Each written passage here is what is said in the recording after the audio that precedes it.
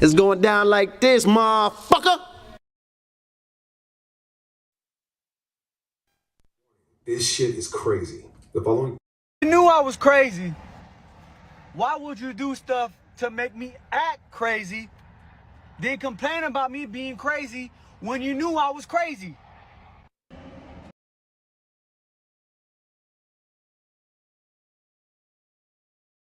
Nigga get mad. Say, motherfucker, what you mean you ain't gonna let me in this funky joint? Much money I done spent in here, nigga. I knew your mama when she was hoeing. Hump, baby. Shit, bet I do it over time. Fade that nigga. Shit. Bar, bet the bar, off time. Shit, boy, I'm trying to make me some money. Boy, I'm hungry as a hog need. Slap Jesus. Shit, gotta be a Jesus, cause too many black folks. My bitches. You saying you can't control your bitches? What? Got to have vision. Got to have vision. Limousine, and every time I'm seen, I got to be clean.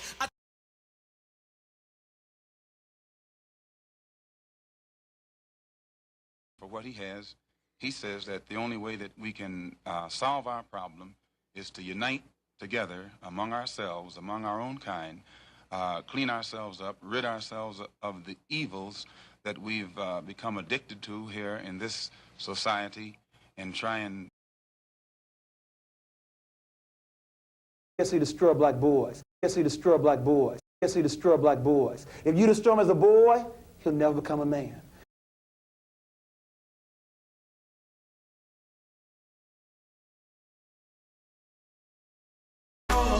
This ain't loud enough. I'm still trying. This ain't loud enough. I'm still trying.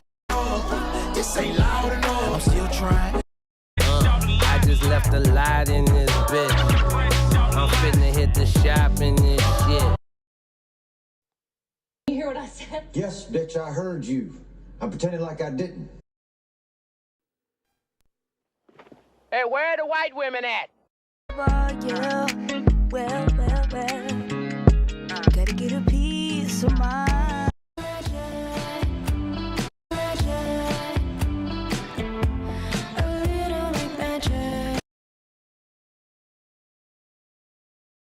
Joe Visa. He looked down, seen his feet. The nigga went berserk, killed the monkey, threw the bat out the window, start kicking that bitch in the air. Say anyway, but I will. The way quantum entanglement works is that you can take two particles, quantum entangle them, and then take those two particles and move them at any distance in the cosmos. And let's just say, for example, if you quantum entangle two electrons and you have them spinning in the same direction, and then you take one of those electrons and you shoot that thing out 100,000 light years from the original. If you then rotate the spin on the one electron, if you modify it so that its spin changes, the quantum entangled electron at any distance will simultaneously in no time switch its rotation also, because they're quantum entangled. So these communication systems are taking advantage of this aspect of quantum mechanics that most people can't wrap their heads around, and this is what they're utilizing. It's just the new level of science that affords us the ability to communicate at any distance instantaneously. Group of you together, you never can tell who's who.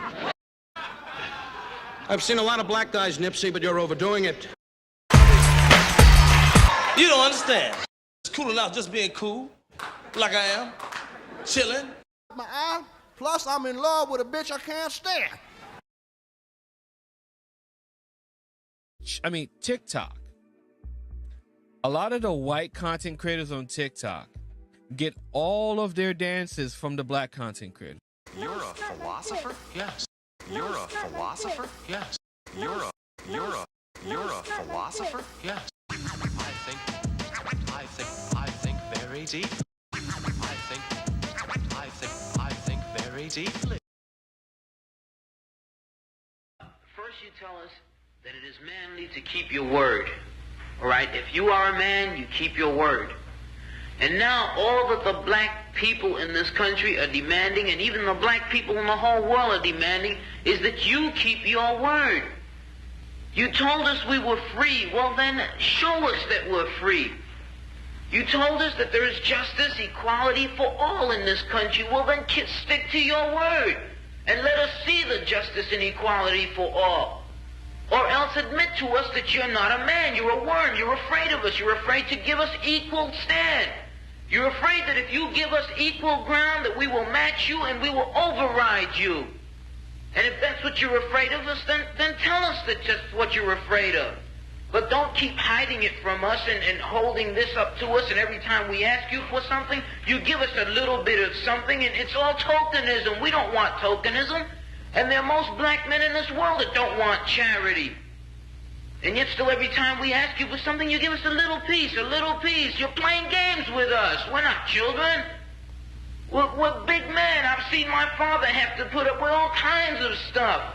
He was a big man. He raised a family. He went down south, and he had to go around to the back door with his wife. We're not asking for anything. We're not asking for any favors. All we want is what's ours. Now, there are many black veterans who are coming back, and they're mad. They're angry. Do you think that they're going to sit down through this? Our fathers didn't have the knowledge that we have. They sat through it. But there are other black youth that are not going to sit through it. We know about Che. We know about Fanon. We've read the books of our revolution. We've listened to Mao and his quotations. We know where we stand. We're not going to sit for it. We're asking, and if we ask and we don't get, we're prepared to stand up and take it. If I ask a man, I tell a man I am hungry. I tell him I am cold. And I ask him to do something about my condition. And this man holds a loaf of bread right in front of me so I can see it, and I keep asking him, I'm begging him to please give me a slice of the loaf of bread. I am hungry. Then it is known by every psychologist that the next step in the progression is I am going to knock him upside the head and take the bread from him. I'm not going to starve to physical and mental torture. But that's all right, because we said even before this happened, and we're going to say it after this, and after I'm locked up, and after everybody's locked up, that you can jail revolutionaries, but you can't jail a revolution. Right. You might run a liberator like Eric Cleave out the country, but you can't run liberation out the country. You might murder a freedom fighter like Bobby Hutton, but you can't murder freedom fighting, and if you do, the party that they can do anything they want to us.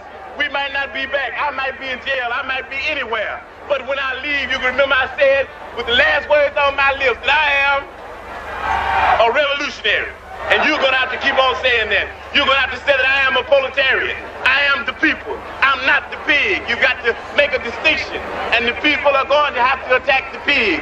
The people are going to have to stand up against the pigs. That's what the pastors are doing. That's what the pastors are doing all over the world.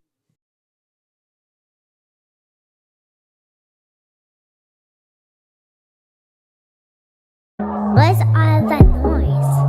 Oh, that's just Daddy. Damn white boys out there. Most of them is psychopaths and all that. They'll kill your mama's mama and you. Decent white folk that still don't know they're racist. What the hell you want here, hunky? You got to pray to God and tell God your rent due. Any God that didn't know your rent was due ain't God. Some people, they feel like you almost have to sell your soul to get fame, or is it just hard work, or is it luck, is it consequence, is it? No, most of us in sold our soul. We just called it something else.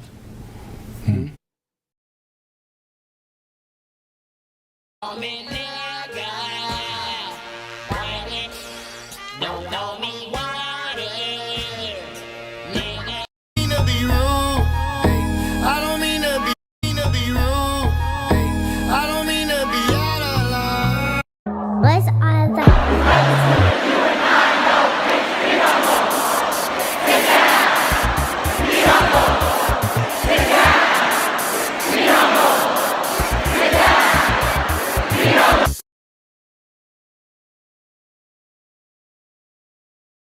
Your lines are still open.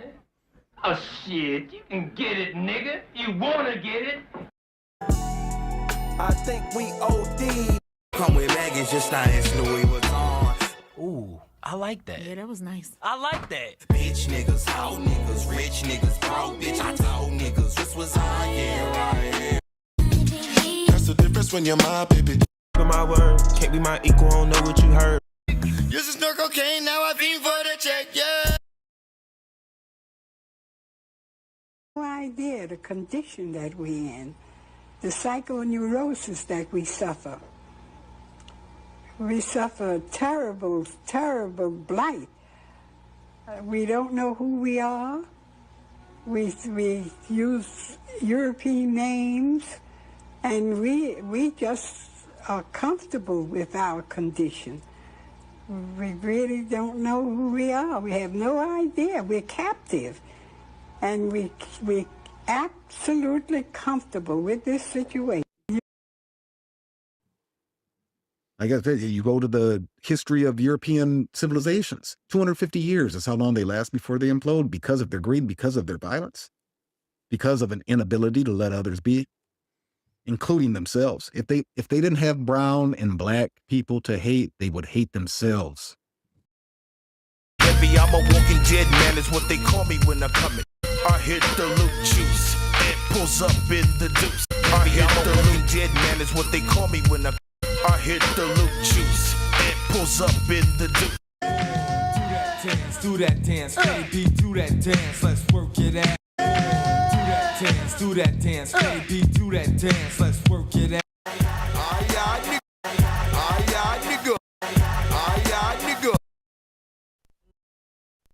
Slapping folks is satisfying. She don't like me, but I didn't know. Guess it was underlying.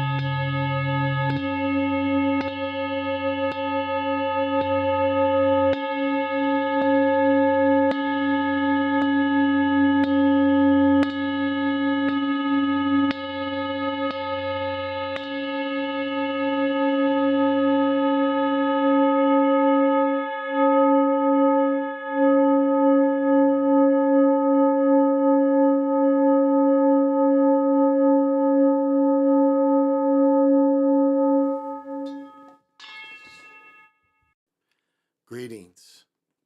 This is Big Pontiac, and welcome to the Chocolate Mountain Show. I am the holder of the infinite sacred ball game that was created by the Hero Twins, and I am that one and only Galactic Daddy-O welcoming each and every one of you to my galactic patio that reaches from Minnesota to the universe. Well, I guess that means come on in. Come on in. Vito, come on in. Come on in.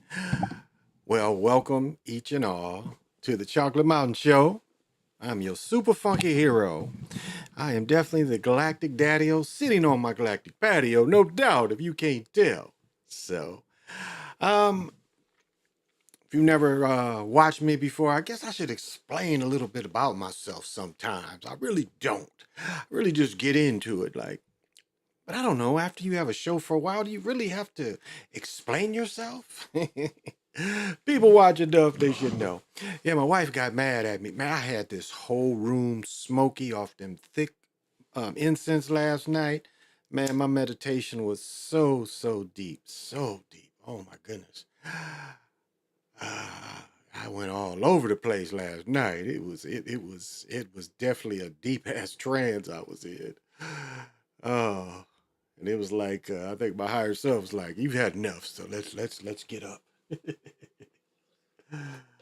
Oh, but I feel refreshed. I didn't get that much sleep. I got up and watched the games. I think I stayed on here 2.5 hours, so I generally don't start between, 12:25, and I go what, an hour or two. So if I go 2 hours, that's 2:30 in the morning. And as I told you, the time is going super fast, super fast. These football games was just flying over. Just so time is sped up. And what they do is they speed up time this time of year. Like they really start speeding up time right after Halloween. I mean, the time between Halloween and New Year's Eve is probably the fastest time of the year because they really need our momentum and they need enough publicity about this New Year's as coming. And as I said before, we said, fuck your New Year and just said it's going to stay the same year or say there's a year we like. And we said we want it called that. They would have nothing to do but do it. You know, they would have to follow our lead in that instance. But so they need us. They need us. And despite everything, I mean, they do need us. No matter what this is, no matter who's in control, they seem to need normal people too. And remember, what's in front of these giant corporations is minions and workers. I mean, if there's not someone manning the robot, there's not someone building, taking out the injection molding, you know, putting the cars together. I mean, still need people to do work and be consumers. That's, you know, America is definitely the number one biggest consumer market there is. And that's what we're taught to be. I mean, look at me. Look at all this shit I got. This is a consumer. You dig? I mean, that's what's pushed on us, to be consumers. Even collecting tennis shoes and collecting hats and coats, it's still consumerism, no matter what you can say. You know, it's still consumerism, and it's still like the habit of the beast. You know, it's definitely the habit of the beast. Is we follow their plan. The more we spend, you know, the more greedy we become. And you know, the people that mistreat people over money as well. There's a lot of that out there. You know, I've got a relative that you know, she just like her and her mother bought a really big house, and all her mother really wanted was the biggest room, where her daughter convinced her to take the smaller room for her and her husband, because her and her husband was living with her. And as she got Alzheimer's, she had all access to her bread. And that's how dirty they'll do their own relatives. That's how dirty they do. When they see money and they see their chance to have a little bit of power, they'll do anybody dirty for that money. And when we talking about real money too, you know, hundreds of thousands, people will do anything and they don't give a fuck. You know, and that goes into integrity. People lose their integrity when it comes to money. And it seems like it doesn't matter who they trample over. And I can say, you know, I have never really done that. And I beat some people. I've robbed some people. There's no doubt about that in my younger days. And I beat some people out of money. No doubt. But never any of my relatives over petty things, you know. That's why it's good to have, you know, the court papers and stuff that says A, B, C, D. That's the best way to do it. And even sometimes they ain't even happy with that. You know, they would have contested and shit. Well, I disagree with that decision. Well, that just slows the process down. But yeah, I am Big Pontiac of the Chocolate Mountain Show. Welcome one, welcome all. Sunday shows is really going over my picks for the week. And so this is one of my worst weeks, but not terrible. But I haven't had this many losses in a while. So I'll tell my losses first. I lost the Steelers. I lost the Cards. The Eagles, you know, that was some bullshit. I lost the Eagles. I lost the Titans. And I didn't realize the Colts had such a good record, and the Titans been letting me down all year. I lost the Jaguars, which I was quite surprised the Raiders won. That was some bullshit. That was some fixed bullshit. The 49ers, you know, I didn't take it. And that's the only one that's one I really should have thought about a few minutes more. And the Bucks, the Cowboys beating the Bucks was a feel-good story for the Cowboys. It takes heat off everybody saying Mike McCarthy should get fired. So you can see it's scripted. And I even want to go to say, why are the teams? I really think it should break down like this. If the teams, I mean, it should be a penalty for not having a good season. And it's not just making the playoffs. I think the teams that I think in the regular season, if the teams are out of the playoffs, they shouldn't play anymore, period. Period. They shouldn't play anymore. The owners shouldn't get paid anymore. They should, like, right now, the season should end for those teams because they're meaningless games. They're meaningless games. And yes, some contending teams have to play these sorry teams, but there should be a penalty if you don't make the playoffs. Why are you still playing games? So what is it, spoiler? Because that's what we end up having every year. You know, teams that ain't got nothing to look forward to enjoy knocking teams out of the playoffs. To me, that's not fair. That's not fair. And so the games I won were the Chargers, the Chiefs, the Falcons, the Lions, the Rams, the Bengals, Titans, and the Bills. So I went 8-7 this week, which year to date gives me 163-68. And we've got the Packers and the Saints tomorrow, and I got the Packers at home. So at the worst I can end up being is 8-8. At the best, I can be 9-7. So none of the games really surprised me. Like when I looked at the Steelers, I see where I scribbled out at first I was going to put the Ravens, but I felt it was going to be sometimes weekends where it's upsets, and that's what we had. We had a weekend of upsets, and that's why I really thought the Steelers would win, to throw that upset in there. But they like keeping the spotlight on the Ravens, and it didn't really hurt the Steelers. The Steelers are still in the playoffs. Now the Cardinals and Panthers were kind of that was kind of I don't know. I'm not sure why they wanted the Panthers to win that game, other than trying to give Young confidence. I guess that's the way they scripted. The Eagles, you know, the Hurst went out early in the game, but the defense didn't play any defense. So the Titans are very weak. The Colts are what? I think they were 8-7. So not a winning team, but I think the Colts are still in contention. And then one time, because they showed they had both games on at the same time, but the Pats and the Bills, and one time the Pats was up 14-0. They were up 14-0. And then the Raiders beating the Jags. Why? You know, I know that the Jags have a different quarterback, but why would you have the Raiders win? That didn't make sense to me. And again, the 49ers, you know, I should have considered being on there. That's the only one I really regret. I should have had Dolphins at home. And in the college game, I predicted all the winners again: Notre Dame, Penn State, Texas, and Ohio State. And so now they all go to and they almost don't play for 3-4 weeks. Well, they play about 2 weeks. They have about a 2-3 week break. So that's my football picks for the night. It's actually not bad. You know, I'm still having a pretty winning year. I really can't get too bad for what are we going into, week 17, week 18, 2 weeks left. I'm still going to end up winning. So let's see who's all joining me today. Thank you for joining me, Jamar 3224. You can't get too close to Michael, it's a foul. And Big Stank, what's happening? You can't get too close to Michael, it's a foul. The Vikings game, they'll let Geno Smith can make almost any throw. He really can. So a lot of times you have to look at when he throws interceptions. It seemed like it'd almost be on purpose, because he can make that throw he did down the middle. I mean, that was a hell of a throw. That one throw he did down the middle between two Vikings, and that shit was one of the best throws I watched today. So they let Geno Smith score so much, but then when they want him to lose, it's always his interceptions. Did you see the role he plays? It's always they lose because of it in an interception. At the end of the game, they drive and he throws an interception. I mean, and he is so accurate that yes, you can see when they want him to force the ball, but for the most part, he pretty much puts it on the money. So, Dr. Sinister, thank you for joining. You can't get too close to Michael, it's a foul. So I don't know.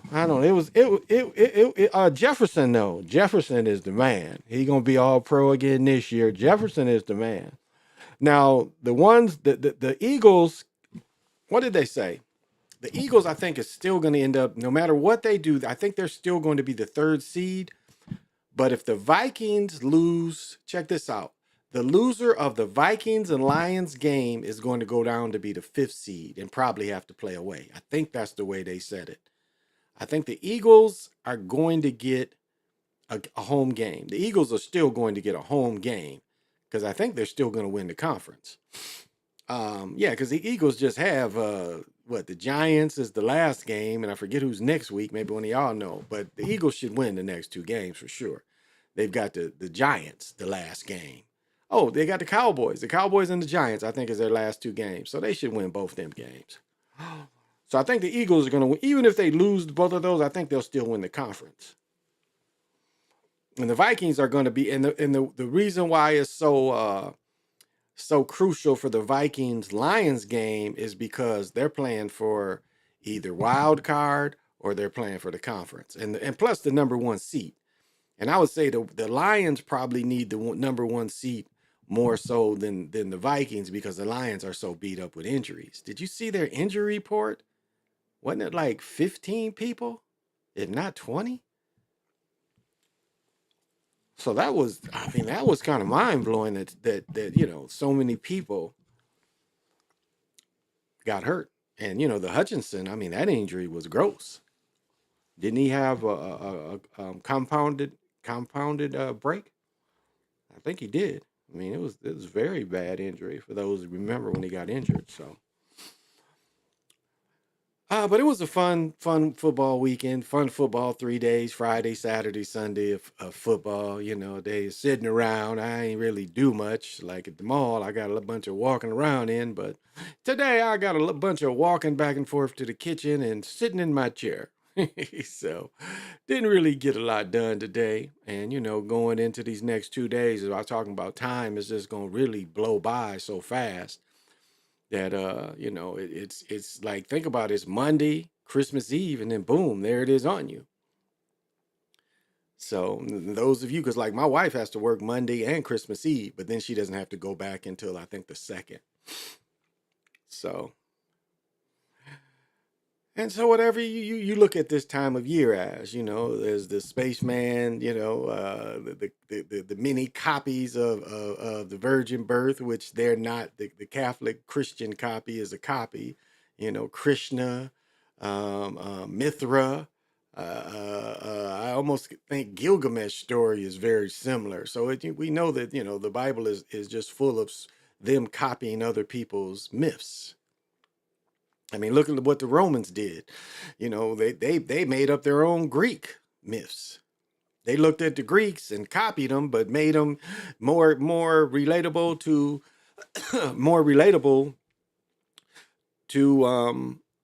the Romans. So they changed the names, but it's the same gods. They just like, we need our own gods. So yeah, so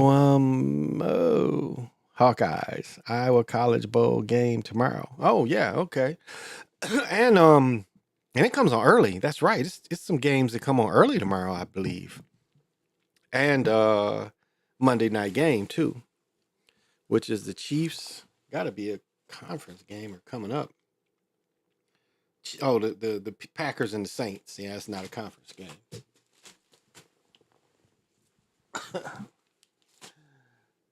So hopefully my wife won't get too mad at me burning this incense. Oh gosh, I didn't even give the directions, did I? I just fired this motherfucker up. To the east, to the north, to the west, to the south, above, below, the center. All right. Trying to get things done. Hey, Brad, thank you for joining. You can't get too close to Michael, it's a foul. I'm doing well. I feel good for the most part. Got a little bit of sleep. I think I got done with my meditation about 3:30, and slept until, my wife got to snoring really hard about 10:30. Normally, she just snores when I first go to sleep. Then by the time I'm asleep, I'm fine. I can't hear it. But for some reason, I woke up around 10:30, and she snored me out by 11. I had to get up. And she didn't get up till about 2 something, So And she went and got my son, my daughter, and my son kind of switched, so my son is back. And then, yeah.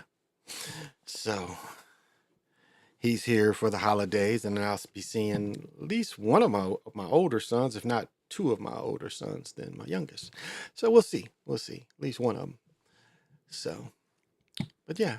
So it's a relaxing day. I mean, I think everyone, you call it whatever you want to call it. It started off as a pagan holiday. I mean, it's old celebration, but it has nothing to do, with a religious connotation. It is something else. I mean, if there was a Jesus, he was born in the fall. He definitely wouldn't have been born, during the winter. So this is something that, and we know like how Constantine created the myth into a person. Iranus, I think, was the one that he was against it, and he was a Gnostic, and he was saying these are just metaphors. There was no real person. I mean, that's what the Council of Nicaea. That's what he was. I think it's Iranus is his name. He was arguing that he's like, hey, this ain't a real person, and so why are you? And then remember in Dan Brown's book, they talk about in his movie they show where the Gnostics is fighting the regular Christians that believe he's alive. If you remember that. And that was the same period when we see the very first female doctor in Alexandria get tore to pieces by the Catholic mob because she was healing with medicines. And, she was fine, proposing and letting them know it's like this Jesus ain't just going to heal everything. And so they killed her for that. They killed her because she could heal people with medicines and not relying on the Catholic Church to come and pray over people. So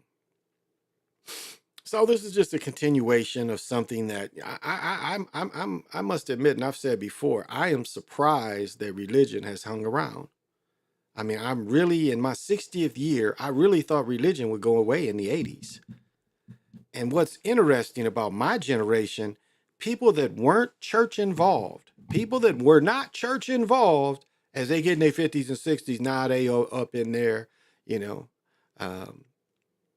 I am blessed or whatever. What do they call that? Heavenly blessed or something. But now, I'm reading all these things on Facebook and all these people up in the churches when they wasn't in the churches when they was younger. So what? You get closer to when you think you're gonna die, so you think you're gonna make up and now go to church? Is that how it works? It's never too late. It's never too late. You can go to the church. Well, and I find that odd. I find that real odd. And it's like not taking credit for your own accomplishment. To try to say that some invisible person is the one that did the accomplishment and not you. Blessed is a curse. It's a blood oath, blood curse. That's really what it means. I blood curse you. Oh, alchemist. What was it that say? Alchemist Handbook. Thank you for joining. You can't get too close to Michael. It's a foul. That's very kind words. Thank you very much.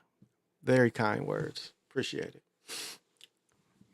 So, but whatever you want to call it, whatever you feel, I'm not here to convert anybody or take anybody away from what they do. I mean, everybody has their own thing to do. And, that's cool with me. You do whatever you feel is what you resonate with. And that's all anyone can ask. I respect, and like my best friend and I, and my mother and my wife, now my wife and I argue. My mother and I kind of argue a little bit. And my best friend and I argue a little bit online, but when we see each other, we don't, I mean, other than my wife, she gets mad as political shit. But my mother and my friend understand it's not a big deal. When I see someone, I ain't got to talk about that shit. Give a fuck about them people. Not really. I like debating, but when it comes to seeing people and spending time with people, I ain't talking about that shit. I ain't gonna waste my time talking about other people's shit. A lot of that shit I don't give a fuck about. Like motherfucker, I ain't gonna say that, but motherfuckers be all into these entertainers' business, and it's all a show. It's entertainment. No matter what happens to them, it's entertainment. Well, they say no publicity is bad publicity. Shit, motherfucker like Puffy, they talk more about him now than they ever did before. This nigga was, he wasn't famous for being anything other than a jet setter, really. He wasn't making any music. He wasn't producing. So he gets talked about more now than he did for years. I mean, it's like OJ, which was the first reality TV show. You don't think that he liked playing that role, really? That he didn't really like playing that role? Because it was all roles. It was all actors. Even though they used the government to be actors. I mean, why do you think the cameras was in the court? And it kind of created court TV. You dig? So do you and now they say that news lady is Nicole. I don't know if it's the right age, but hell, they turned John Kennedy into Jimmy Carter, so they can do anything. It looks like Morgan Freeman was Jimi Hendrix at one point. Killed Morgan Freeman, the real Morgan Freeman, and replaced him with Jimi Hendrix, and nobody knew. Nobody knew. So they do this thing, seems quite often. So don't feel sorry for none of these people and wasting time talking about them. It ain't even really worth it. Ain't even really worth it. I don't know. The star of Die Hard 2. Who is this? I don't know who this cat is. Oh, this dude. Oh, wow. He died. Okay. All right. I know y'all recognize this dude in the morbid news. Yeah, he died. Remember him? He was stuttering in the Soldier Story or no, and Harlem Nights. He was stuttering. One of the movies he was stuttering and shit. But he died. Art Evans, star of Die Hard 2 and The Soldier Story, dies at 82. Art Evans, prolific actor and known for his role as Leslie Barnes in Die Hard 2, has died. He was 82. Evans' passing as a result of complications from diabetes was confirmed by his wife, so he died on the 21st. Art was not only an incredible actor, but devoted husband, friend, and source of light to everyone who knew him. She said in a statement, Entertainment Weekly, his laughter, passion, love of life will be deeply missed. Art was remarkable talent who touched many lives as work and represented Lynn Bell and Colleen McGuire's, blah, blah. He was deeply missed. He was born in 42, had a rich and varied life before Hollywood. He was a junior Olympian champion diver, accomplished musician of several instruments, and a veteran of the Vietnam War. I did not know that. His acting career began in 1970 with several uncredited roles in highly regarded films would prove to be widely influential. He played a waiter in Brian De Palma's Sisters, followed by young brother in the acclaimed Claudine, starring, I recognized him in Claudine. Yeah. And finally, police officer in Charles Bronson action Death Wish. Yeah, I remember that too. He played in some pimp movie too, where he didn't have a very big role. Quickly started landing major roles in the end of the decade, made a memorable splash playing A.D. King, the brother Martin, in a miniseries King. The actor entered his stride in the 80s with sizable roles like Fight Night, Ruthless People, and A Soldier Story. Academy Award nominated look at a sergeant in the U.S. Army. So he's nominated. Okay, the role which he's most remembered for came in 90. Evans cast as Leslie Barnes, air traffic controller. He comes to the aid of John McClane and Bruce Willis at a critical junction in Die Hard. So he had a big role in Die Hard. Evan worked steadily years, appearing in films like Tales from the Hood, Bitter Harvest, Rob Reiner's The Story of Us, as well as Episode, Monk, X-Files, most recently The Proud Family, Louder and Prouder.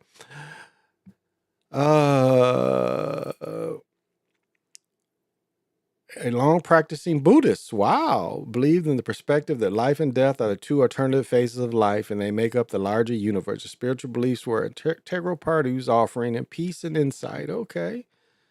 So he got children. He's survived by his wife and they have one son, Ogadi?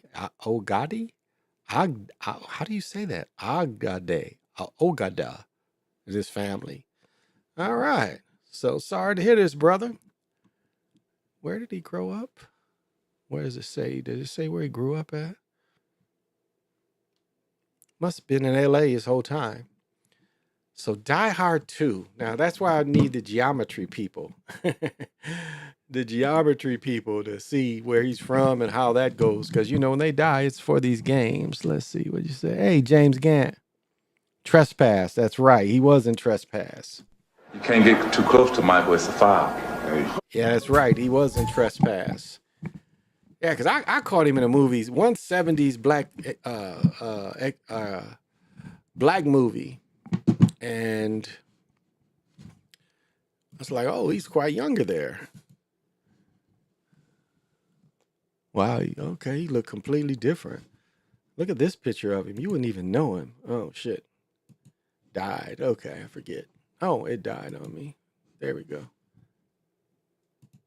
No, not going to do it. Okay, keeps going in. Okay, I have to click on one. But this other picture, you wouldn't even know him. Vocalist behind. Okay. Yeah, that looks like the only one.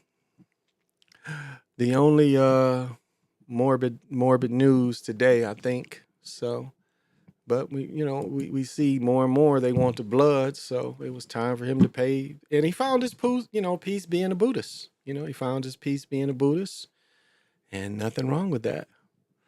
Nothing wrong with that. Are they gonna show this hit? No, I thought they were gonna show the hit on Hearst.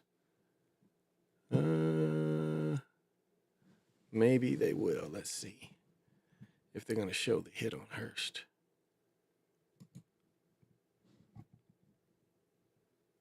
Let's see. No, it doesn't look like it. No, they're showing him laying on the ground. It doesn't look like they're going to show this hit. I imagine we could find it, but it doesn't look like they're going to show it. Whoops. Okay. Yeah, it don't look like they're going to show it. Let's see. Is that it?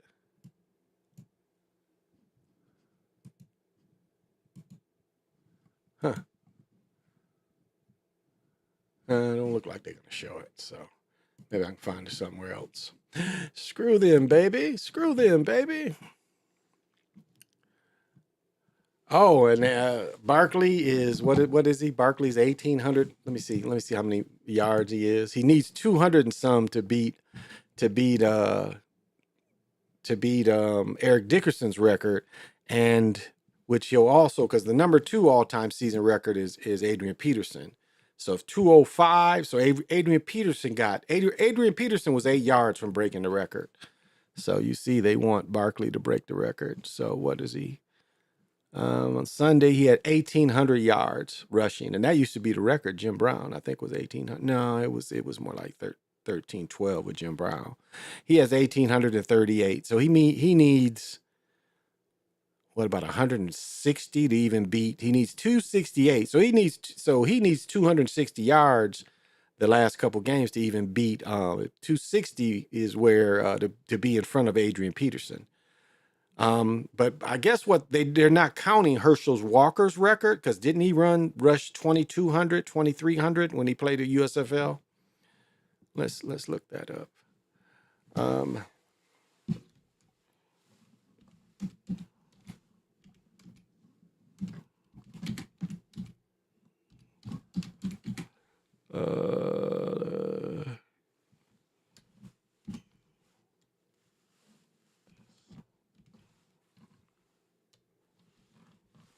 Is that it? They're gonna give me their stats. Oh, here we go.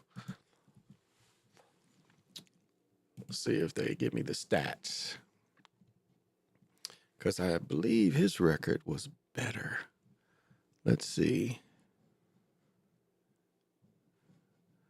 Played. Let's see right here. I don't know if this gives me his single rusher. Played from 83. He played 2 years. He ran for 5,600 yards in 2 years, scoring 50. He also caught the Generals. I think. Let's see. What's his single right here? Yeah, number yards. Yeah, this was his record, 2,400. See that? In the USFL, He had a record of 2,400. So that's way bigger than Eric Dickerson. So that should be the record. I don't know why they didn't include it, but it's that, that should be the record. Rushes right there, 2,400. So I don't know if y'all remember that.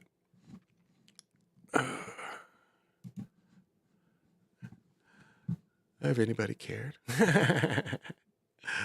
Have anybody cared, But they say you have a lot of unnecessary, unusable, information. That's what it seems like. What? Oh yeah, Michael Vick, what he took Norfolk State job. Now is Norfolk State, I wonder what division they're in. Are they in FSC or FCS? I think Norfolk State is FCS. Let's see if they'll tell us. Dressed job. And I think he'll do well there. I actually think he will. He's from that area. Let's see if they say what the FCS. He's come a long way from the way they did him. I mean, they did him bogus. They put him in prison at his peak. And then he doesn't play or work out in prison. That's what I didn't understand. He was only in there 8-9 months and he didn't work out. That to me seemed the prime time to work out, being there throwing passes to people. You telling me that wasn't possible? That would have been special arrangement. Let me see. I don't see what Norfolk State is.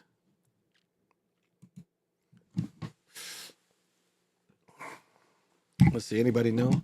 I'm a huge Herschel Walker fan. When I was a kid, I had a ton of autographed memorabilia. Oh, okay.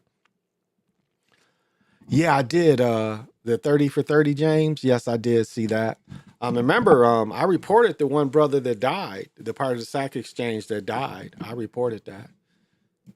And Gastineau was right. It's like that shit with Brett Favre and what's his name? Michael Strahan. That shit was bullshit. Brett Favre gave it to him. Brett Favre ran a busted play on purpose. If you look at the film, it is on purpose to get the sack record. And it's like, just like the dude who threw Dowling was his name, that threw Hank Aaron the 714th home run or 715th home run. Okay, and I showed you, look at the first video I made for this channel. If you look at the very first one, it is that you see when he goes to bat, the catcher whispers into his ear. He ain't telling him good luck. He's told him it's going to be it's batting practice. That's basically what he gave him. You don't think he want to be part of that?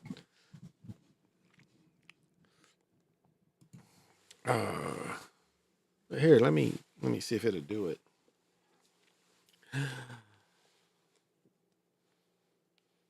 What conference is Norfolk State in? Oh, okay. So they FCS because they still in the MEAC, so they FCS. That's the conference I played in, FCS. Back then it was called, I think, Division II. So he's taking over FCS, MEAC. That's the conference I played in. So he's playing some good quality teams. They used to play A&T.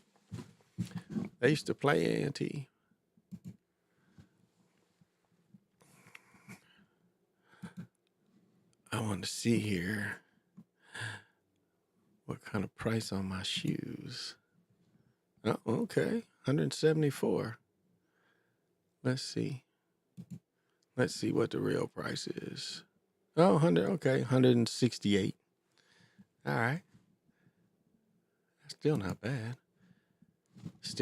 They kind of keeping their price a little bit. These, my pair is almost brand new. My pair is brand new. So they still fetching 160, 168. So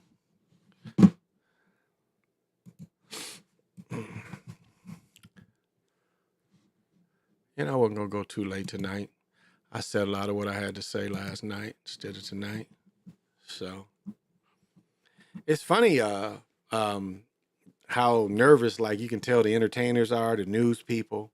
They're all like holding their breath on, what's about to happen in a few weeks. They talking about the View gonna get canceled. It's a trip. And they're saying he ain't gonna do nothing but go after his enemies. Well, is that how it really works? Is that how it really works? Does the president just get to go after his enemies? I mean, all this fear, it's like nonstop fear. That's all people. That's what just some people want to live on, is nonstop fear. And then did you hear who they said? They said that what's his name? Mark Cuban might run in 28. Mark fucking Cuban. Guess they figure, well, if Trump could do it without any possibility, he was just a businessman. Now Cuban can run. And I think Cuban's just a little younger than me. So I don't know. I think I read him. Yeah, not any very much morbid news, which is good. They're taking the select few they can for their bloodthirst and their rituals, and they want quiet. They really want quiet. That's one thing I've learned about this beast system. This time of year, they really wanted to usher in. That's why they say they want the new year to come in with a bang. That is something they count on, because they want our energies really going into it. Now, who is this cat? I don't know who he Workaholics. Now, I guess in the morbid news still is this cat was Wayman Lee, Workaholics. I don't know what that movie is. Was reported, tribute, confirmation death, sister and his wife, the actor, complications of Lou Gehrig disease. Wow. Appeared in more than half of 86 episodes of Alcoholics, which I'd never heard of. Diagnosed and blamed it. Wow. Okay. He died a pretty rough life. Okay, so that's all he did? He just played in that one show. Huh. He just played in one show. Wow. Never thought that. Oh, well. Guess that's how it goes sometimes. So I said I'm not going to, really go too late. I kind of said everything I had to say last night. I don't know what I could add to that. Other than, the regular things of just enjoy yourself, Just enjoy yourself. That's the biggest thing. And have self-love. Enjoy yourself, love the people you're with, but love yourself first off, and forgive yourself. That's another part of it that I think people have a hard time of getting over, is forgiving themselves. Because at some point, it's like these moments, and what you did doesn't define the rest of your life, or you don't have to let a moment define the rest of your life. Because that's what happens to people. People let moments, to say that who they are the rest of their lives. So that shows no growth or change. So it's about, a lot of it is just not repeating the mistakes. And, even the victories, sometimes you don't want to, you don't want to, like getting divorced. Even though you might win the divorce, that's not something you want to do all the time. You don't want to keep having to go through that kind of thing.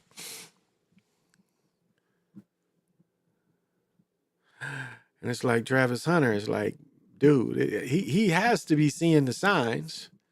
Here you are, a star at your school, and she talking about she needs to go party with the normal people. And because if you're not a partier, you just gonna really sit in the car? That sounds like a story. Doesn't seem like who would do that? Who would be that vain and that stupid? Well, my girl's in there at the party, and yeah, I'm just gonna wait for her. Okay, I can do homework while I'm in the car. That sounds like a story. Doesn't sound like an actual event to me. Sounds like something made up. So that's kind of what it sounds like. So whatever happens to that young man, well, that's the game he's gonna have to play. And you can't tell. Sometimes you can't tell people anything. So why tell them? Cookie cart offers more than a job. Barry Sanders makes feeling clear on Ashton Gentry's pursuit of his single-season rushing record. That must be for the Lions. I think Barry rushed 2,000 yards for the Lions.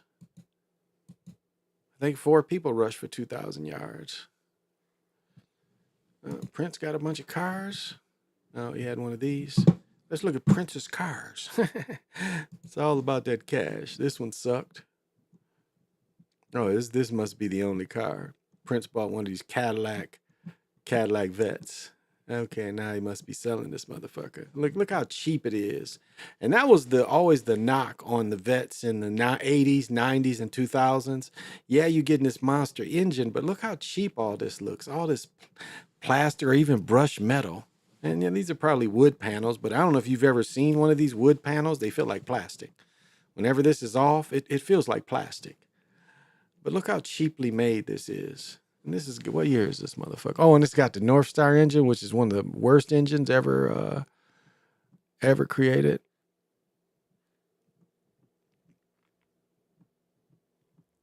So what is it? Blah, blah, blah, blah. Price for its pains. Oh, so about 75,000, 25,000 new. I wouldn't want it with that North Star in it. That is asking for a headache. Even if you're a mechanic and you fix it, they still gonna have a bunch of other issues. So I don't know. Those are years of Cadillacs that it's not worth getting. I wouldn't mind having like a 90, 91, or even up to, I think 95 was the last year of the big Cadillacs. I wouldn't mind having one of them. The seats is like this seat, to have a seat like this, big V8 that's still going to give you about 200 horsepower for back then. And that ride, they just float. I've had 2 Lincolns and I've had 1 Cadillac. And I mean, they give you, the Lincolns roll better than the Cadillac. The Cadillac I bought, I ended up buying, 98, 99 or one of those body Cadillacs. Cause I always loved that body. Like not the Chevelles, but Caprices.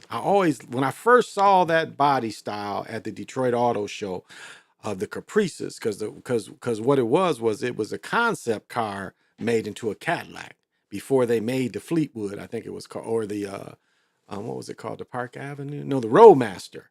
Before they made the Roadmaster, they made it at the prototype concept was actually a DeVille, a 4-door DeVille. And I always liked that body style, but the same issues with the engine, blowing heads, always blowing water pumps. So I put about 7,000-8,000 before I had to trash it. I ain't buy it new, but it still should have got a little more life on it than what I did. And I only paid about $1,500 for the car, so. What do you expect? It wasn't a lot to expect from that kind of situation anyway. So I just I just love the body style, and I loved it in the white. I loved it in the triple white, the white with white interior, but not a very dependable car. Now, the Lincolns, I didn't really have any troubles with them. I had Mark 8, I think it was called, 95 Mark 8, fun car, fast. For the time, fast. And I had a 89 Continental, which I really wouldn't mind, which was nothing but a big Taurus, but with seats like this. My seats was like this. So I kind of enjoyed the car.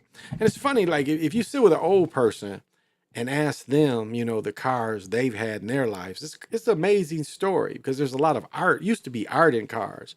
It's like my great-great-grandfather was the first person in our family to even buy a car. My great-grandfather, excuse me. He was the person in all the Ampies to buy a car in 1919 off selling mint. He had a bumper crop of mint, and the area he was from with the hospitals and Upjohn's was a major medical place even in the 1900s.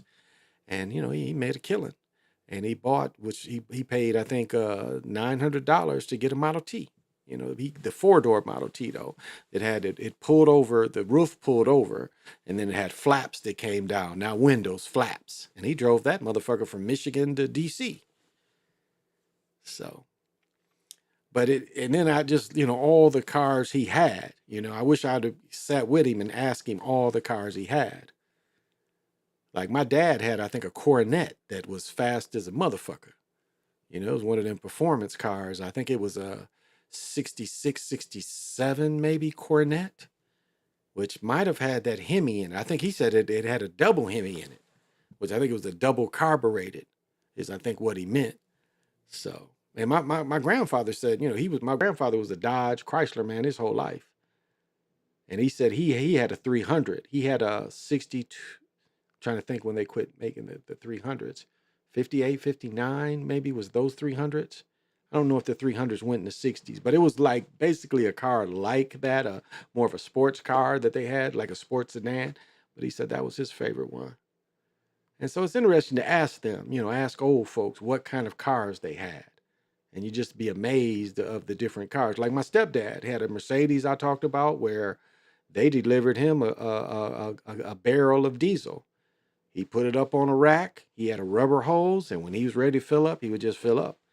And keep in mind, in the 60s, even now, I mean, diesel, you can get diesel anywhere, pretty much. So diesel was never a problem to get. It's just keeping your block warm when it gets extremely cold,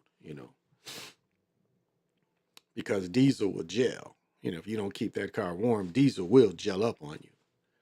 Anyone that with trucks, you don't keep that. And I don't know if there's something now that can keep that oil warm. I'm not sure, because I know when I used to be an armored car driver, and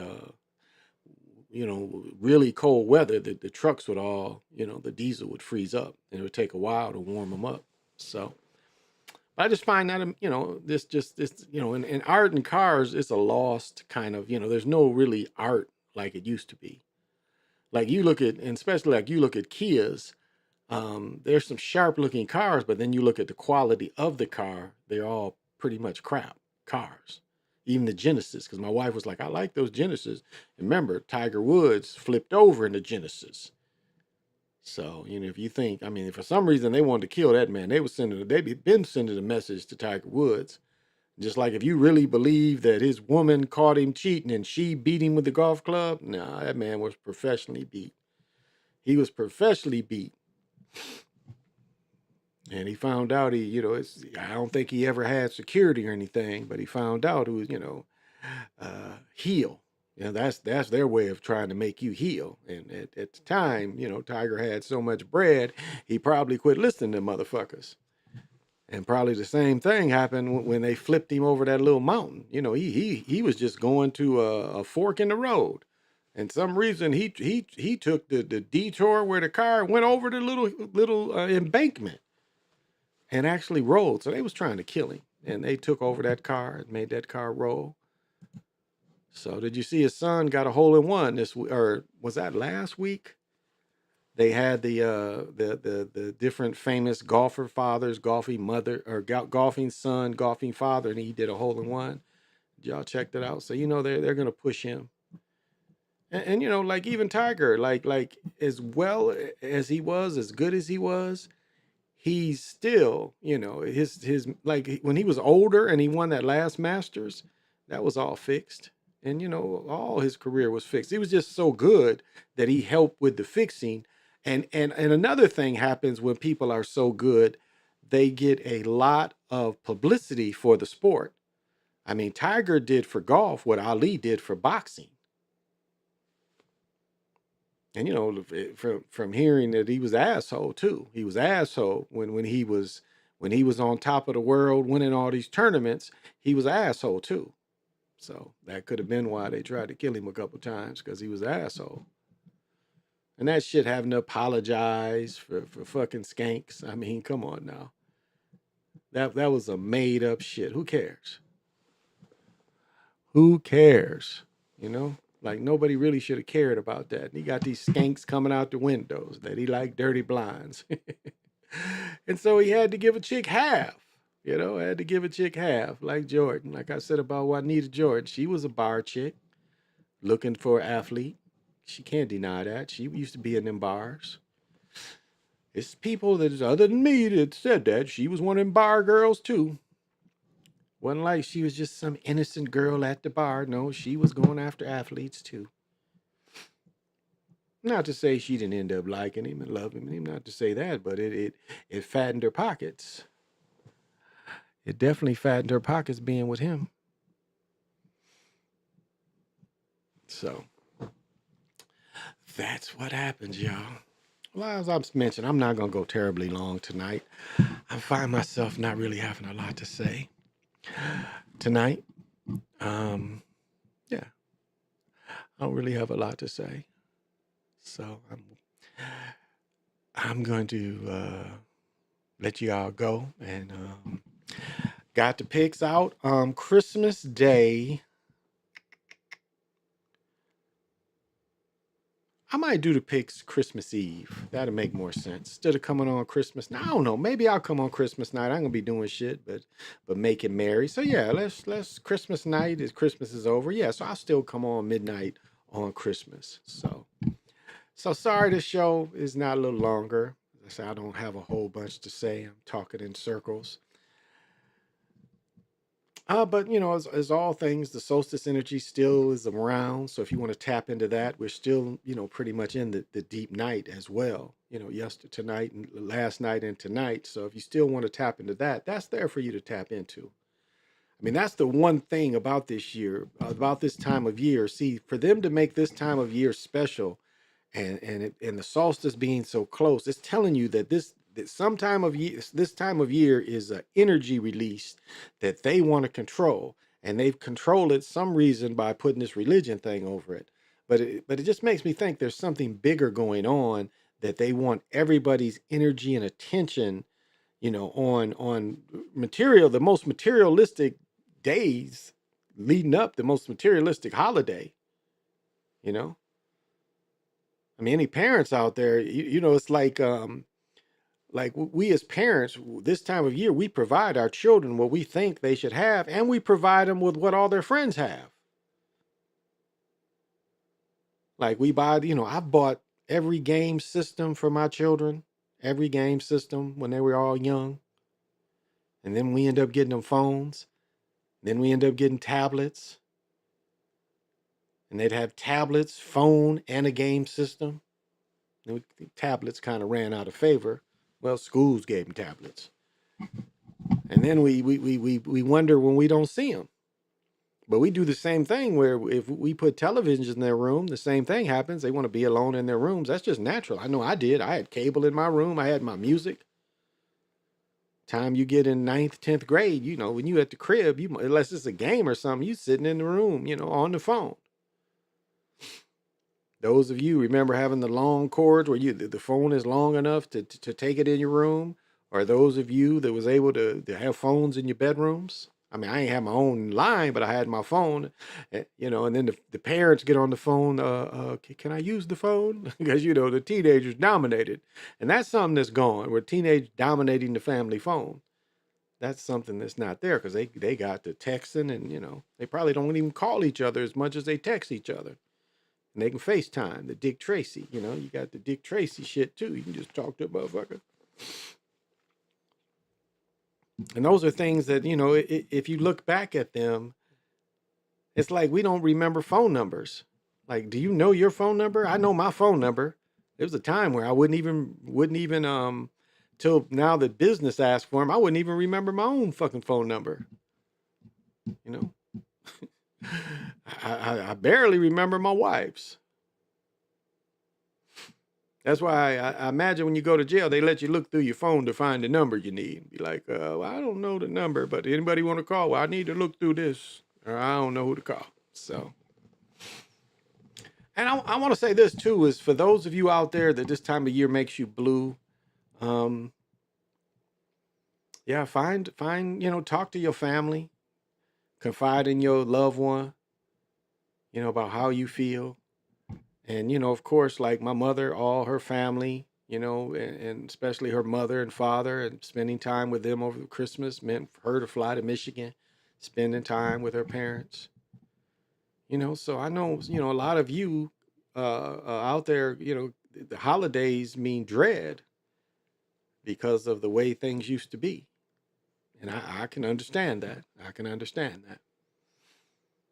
And so it's good to have somebody to confide in and talk to if you're going through that. Because not just old ladies like my mom go through it. My mom be like, oh, I heard you call me old lady.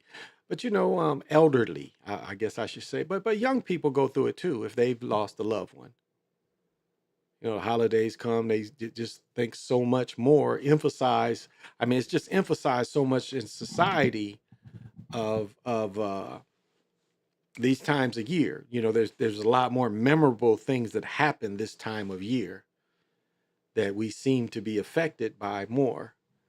So for some people, there's dread this time of year and sadness and melancholy. That's an old one. So if that's you,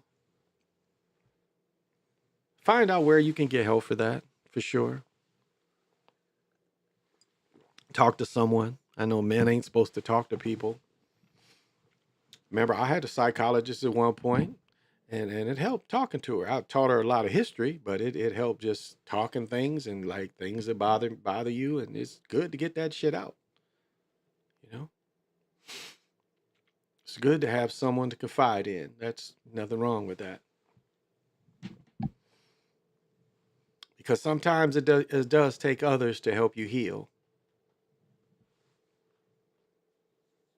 I mean, you don't have to try to always heal on your own. Because most time men are especially taught we heal on our own.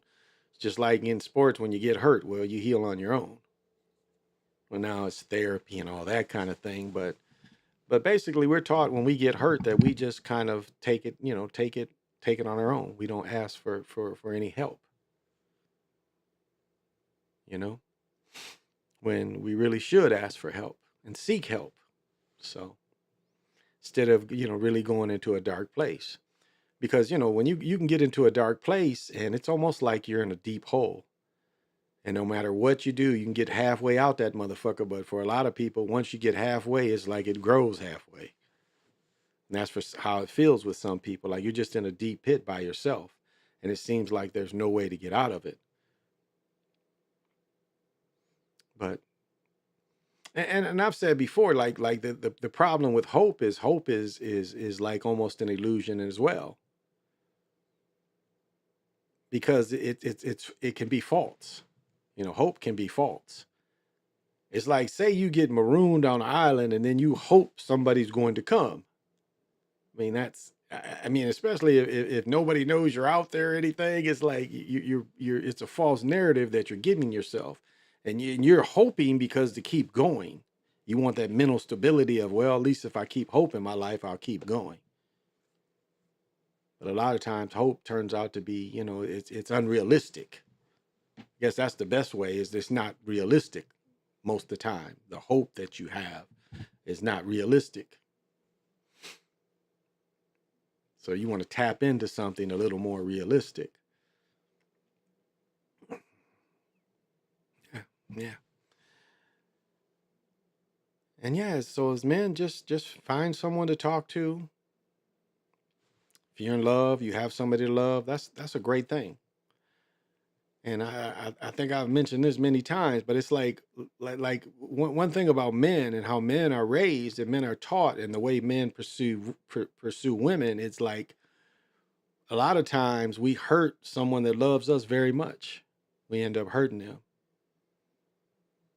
And really, it's like at the point of time, it's like it is sometimes it don't even matter to us that person loves us, and we take them for granted, and we think that no matter what we do, they're gonna love us no matter what we do. And some of that's not the case, because that person can get had enough of your bullshit.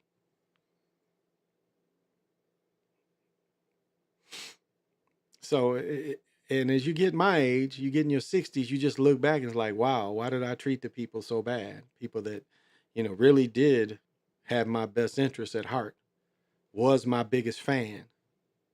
Why did I do what I did to that person? Why did I hurt that person? And, it does come down to immaturity. A lot of times, men are immature. For some reason, there's something in us to think we got to conquer all women. And not just women conquer all things. We just love conquering things. And women is, one of the easiest things to conquer. Because I think a lot of time what happens is we get a normal job and there's nothing else to really, no real goals. And so women are the easiest thing that you can keep conquering. It's like a challenge. And it's one of the things that you can find success in constantly doing, no matter what age you are. You can have enough game. And game is just, Bomber. I get this from Bomber. Game is nothing but something with characters. So that's why we can, that's why we can teach game to younger people or people. We can give them game because life is nothing but full of characters. So that's why you would always have game in our lives as a way of teaching. Just a way of being too, having good game. We're characters.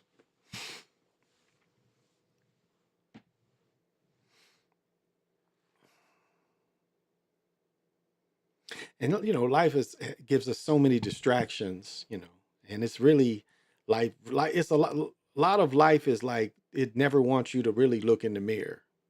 It doesn't. It really doesn't.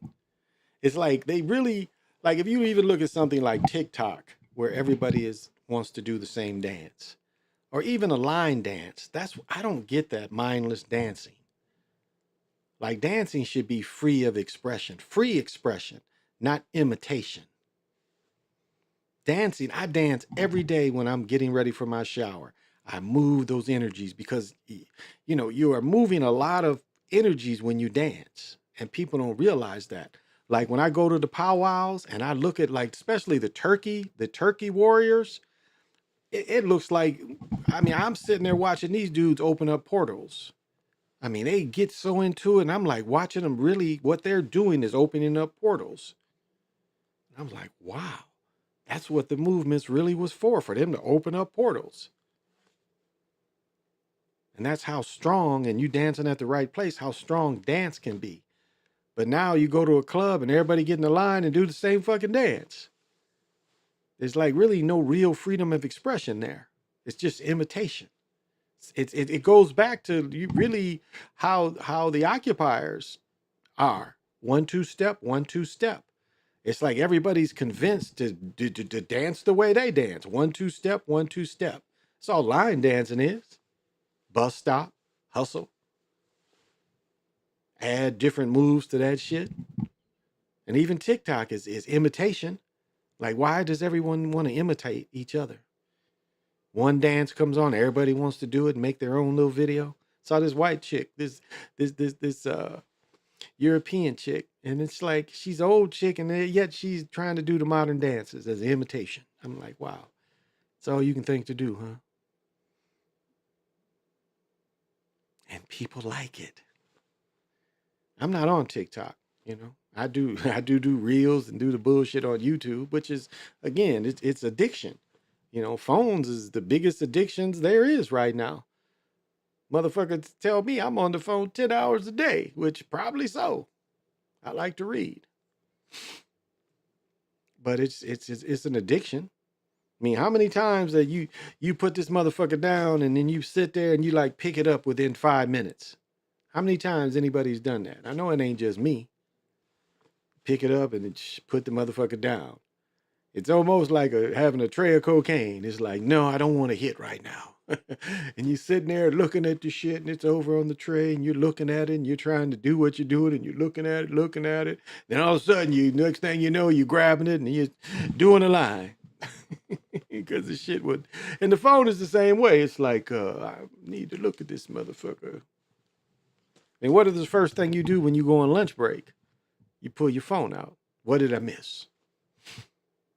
Now, if you got the type of job where you in control and do what you want, you can look at your phone anytime. But if you're on some kind of production where you can't pull them motherfuckers out for 8 hours, what do you do during the break time? First thing you fucking do is you pull out that damn phone. And you look at it while you're eating your lunch. It's like we can't be bored. It's almost like that. Like we can't be bored. We can't be just calm. We always have to be fed information. And I remember Dr. Valentine talking about that and hitting those endorphins. It's like most people now don't even want to be stuck with their own thoughts. They don't even want to be stuck with their own thoughts. They constantly want to be fed something. Like my wife sits and just plays games, the string game, getting out the knots and shit. She'll play that shit for hours. And it's like we constantly want to, and just imagine when everybody gets the goggles or even the glasses. You know, they've made a glasses now that is a lot more usable, user friendly. Put your map right on the glasses and shit. I don't know if you could do that. Follow here. I don't know. Can you put the map on the glasses? Oh, excuse me.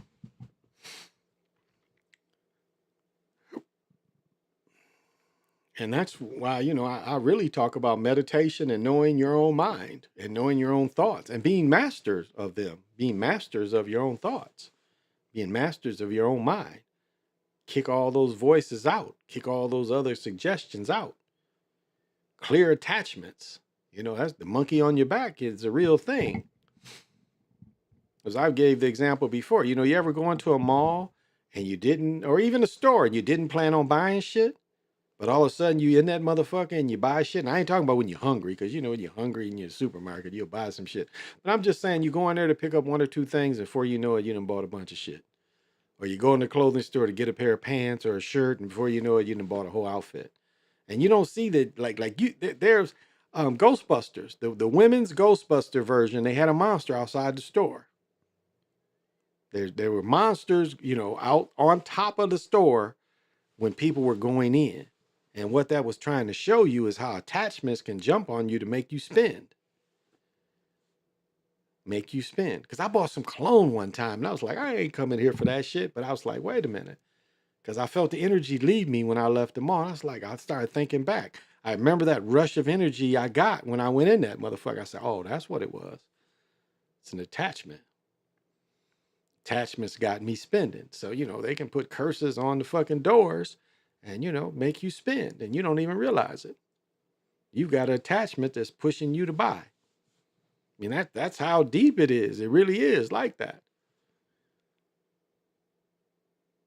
I mean, it's like an enticement, like you're enticed. It's like an enchantment, not really harmful to you, unless, and like you see the same thing in gambling. When motherfuckers can't quit gambling, you see the same type of enchantment, enticement. You got something feeding you that makes you want to keep gambling. And regardless, there's some people that will gamble to their last penny. And then, the way the computer, I don't know. I think it's the most ridiculous thing in the world is computer gamble. There's no feeling in that. At least when you got a pair of dice in your hand. I've watched people win with dice because of a feeling you get. The same thing with roulette tables ain't fixed. If you get a real roulette table, I've watched people just hit. I think I've told the story in Tahoe. I watched the motherfucker throw 11 straight passes. And when you throw 2 or 3 passes, they taking the dice. They measuring them motherfuckers. They trying to see if you doing something to the dice. They halt the game. And again, they want to halt that good luck streak. Because that being on a lucky streak is a real kind of phenomena. You can get on a lucky streak, and it don't have to be gambling, but gambling, they recognize it. Casinos recognize real lucky streaks, and they try to do anything they can to break them. That's why there's no lucky streak when you're just hitting buttons on a computer. The only thing to me is fucking craps and roulette. That's the only thing I think that you can really still get a lucky streak in there. And there, once you get on a winning streak, they throw everything at you to try to kill that lucky streak, halt the game, switch the dealer. I mean, all that kind of stuff. And that motherfucker's looking at him and is like, I don't give a fuck what y'all do. Every pair of dice you give me, I'm gonna hit. And 11 straight passes. So, all right, guys, I think I gave a little more than what I had. Thank you. Thank you for watching any of my stuff. I appreciate that. Thank you for coming. Thank you for the comments. I appreciate it.